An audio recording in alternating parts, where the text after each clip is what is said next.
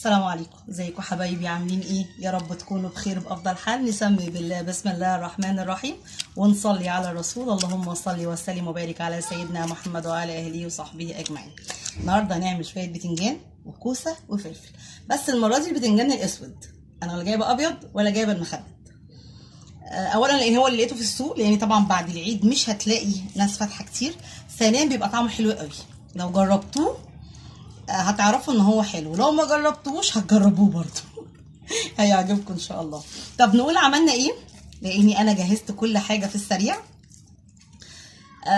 بسم الله الرحمن الرحيم. اول حاجه خالص بصلتين حلوين كده، بفصين توم، بقرن فلفل كده حامي، بحته ليا من اللي احنا مسيحينها كده، سيحناها بشويه زيت واديناها تصفيره كده على البوتاجاز، ونزلنا بكيسين صلصه من الفريزر كده او شفشقين لحد ما تسبكوا.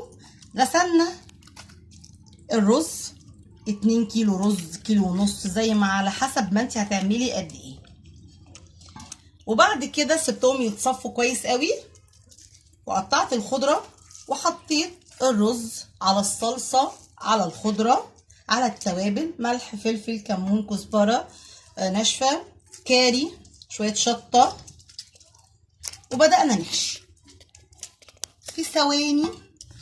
والله الحاجة بتخلص، وخصوصا لما بتكون نيتك ليها حلوة كده وتسمي بالله.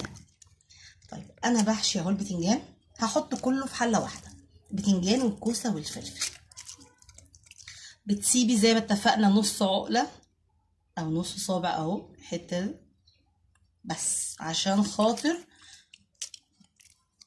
ما يعلاش منك ويفرط. نكمل كله بقى ونيجي على البوتاجاز كده في السريع بعد شغلنا كده، ونشوف هنسويه ازاي.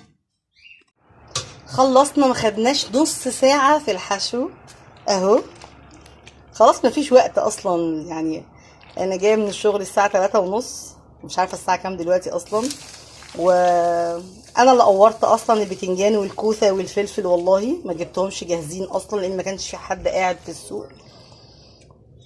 سلقت الفراخ، بسم الله الله اكبر، اللهم صل وسلم وبارك على سيدنا محمد وعلى اهله وصحبه اجمعين.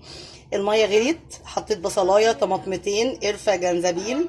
اول ما ادت غلوه حطيت ملح، فلفل، كمون، كزبره ناشفه، شويه كاري، وطفيت عليها. انا لسه هشيلها بصراحه دلوقتي الفراخ، هسقي بس المحشي عشان احنا نستعجل شويه بقى في الغدا. هي الساعه دلوقتي 6، يعني انا من 4 ل5 ومن 5 ل6، يعني انا بالظبط ساعتين قورت البتنجان والكوسه والفلفل، ولعت عليهم وحشيت وعملت التسبيكه والبصله، والله العظيم من غير حسب.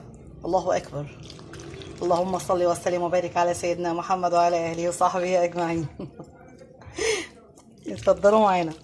طبعا انا مش بسقيه قوي اهو كده، تمام قوي. نص البتنجانيه تعتبر او الكوسه، على اساس ان هو بيبك ميته.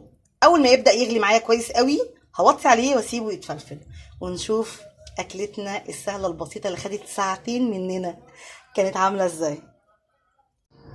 ما شاء الله خلصنا اكلتنا، المحشي الاسمر والفلفل والكوسه اهو، ما خدوش متهيألي ساعه زمن برضو، وكله على بعضه كان ساعتين زمن.